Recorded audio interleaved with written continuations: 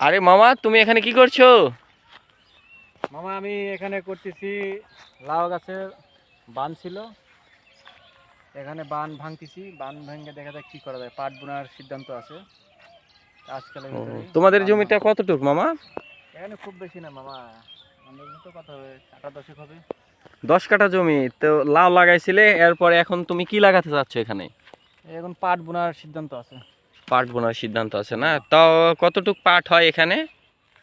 এটা আইডিয়া তো নাই, এবার প্রথম পাট বোনা হবে। তো লাউ বিক্রি করছো, তাও আনুমানিক কত টাকার হবে মামা এখানে?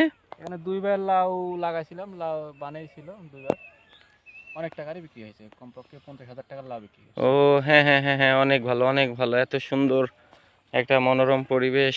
আর তুমি তো সব সময় দেখি যে মাঠেই কাজ কাম করো, তারপরেও দেখি ফেসবুকেও দেখি তুমি সব সময় প্রায় অ্যাক্টিভ থাকো। হ্যাঁ মামা, এখন কৃষি কাজের উপরে মনোযোগ দিয়েছি। ও, আর সাথে ফেসবুক চালাও বা এই অনলাইনে অ্যাক্টিভ থাকো, এই তো না মামা? হ্যাঁ হ্যাঁ, জি জি। ও, তো তোমার ভবিষ্যৎ পরিকল্পনাটা কি মামা, একটু বলবে? ভবিষ্যৎ পরিকল্পনা নেক্সট টাইমে বলবো। নেক্সট টাইমে বলবে, এখন আসলে বলা যাবে না, না? এই তো পাশে ধান খেতে, এই ধান ক্ষেতটা কার? এটা অন্যজনের।